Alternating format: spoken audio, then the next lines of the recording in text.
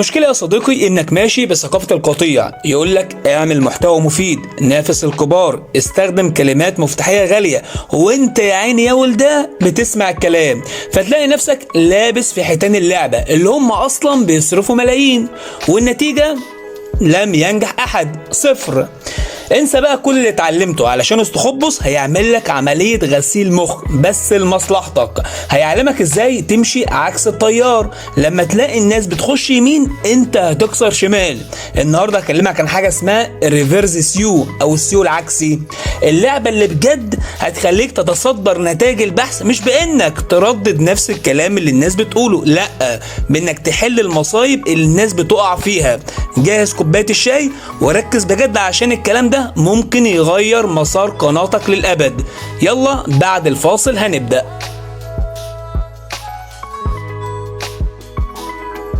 بص يا صديقي، خلينا نتكلم عن المكشوف. لو حبيت تعمل النهارده فيديو عن افضل موبايل في 2026، تفتكر مين هيشوفك؟ اكيد الموضوع صعب، مش كده؟ ده لان في مليون قناة تقنية بلعين السوق، وكمان جوجل ويوتيوب بيحبوا الاقوياء اللي هي الناس القديمة في المجال ده اصلا، بمعنى اصح اللي ليهم سلطة او اثورتي. طب انت لسه بادئ وغلبان وكحيان وما عندكش اصلا ميزانية اعلانات، هتعمل ايه؟ هتوقف شغل؟ لا طبعا، بس الموضوع محتاج تشغيل دماغ.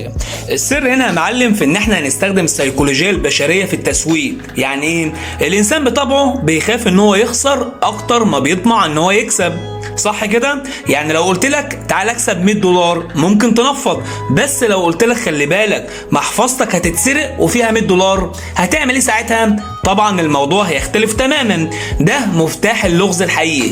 احنا مش هننافس الكبار في كلمات زي الافضل الاحسن والكلام ده، لا، احنا هنلعب في حتة تانية خالص، منطقة العيوب، المشاكل، الفضايح، الحقيقة المرة، وده اللي بيسموه النيجاتيف كيوردز استراتيجي. بس هنلعبها بشياكة شوية من غير ما نخالف قوانين اليوتيوب، وركز قوي في حتة من غير ما نخالف دي، علشان محدش يجي في الاخر يفك لك فرامل قناتك فتلبس على طول. تعالى يا معلم اديك مثال عملي علشان تفهم ايه المقصود بموضوع الترند العكس ده. كل فيديوهات الربح من الانترنت دلوقتي بتتكلم عن حاجة واحدة بس، اللي هي الربح من الذكاء الاصطناعي وتوليد الصور. فتلاقي كل الناس بتعمل فيديوهات بعنوان كيف تربح من صور الاي اي. انت بقى يا معلم هنا هتعمل حاجة تانية خالص، هتعمل فيديو بعنوان ليه مشاريع صور الاي اي بتفشل، او ازاي تفرق بين الصور الحقيقية والمضروبة علشان محدش ينصب عليك. شفت اللفة دي؟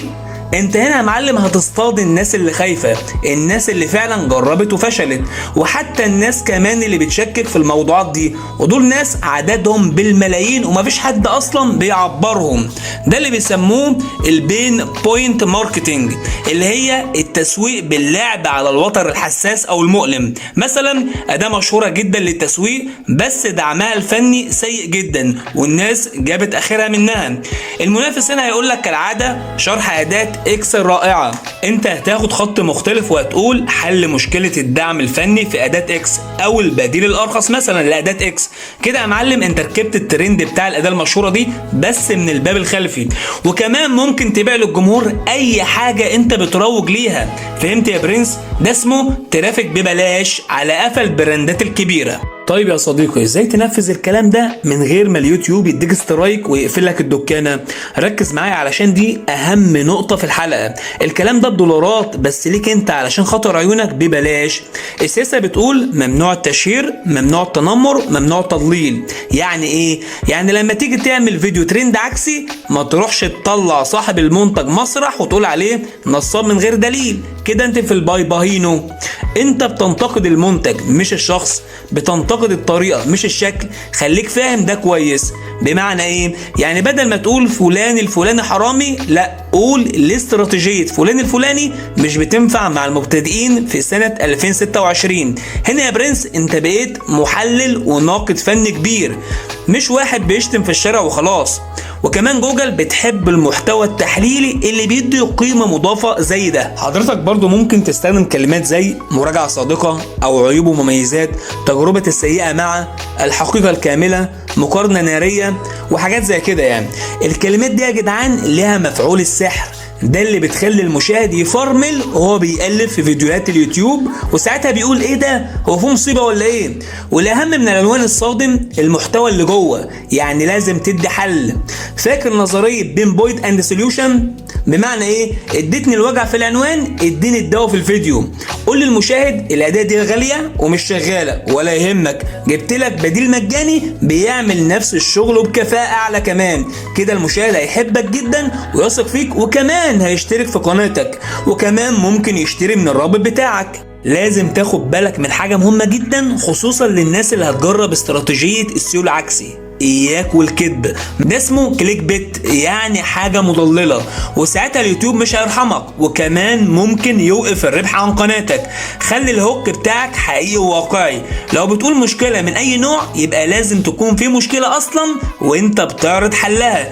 كمان ابعد عن الدين والسياسه والجنس، لان الحاجات دي حقل الغام، احنا جايين ناكل عيش يا سيدنا. خليك في التقنيه، المنتجات، الكورسات، طرق الربح، او ممكن تروح تشوف حلقتنا اللي فاتت علشان تعرف ثغرة الفيديو اللي تخليك تحتل الصفحة الأولى من جوجل. سلام يا أبطال.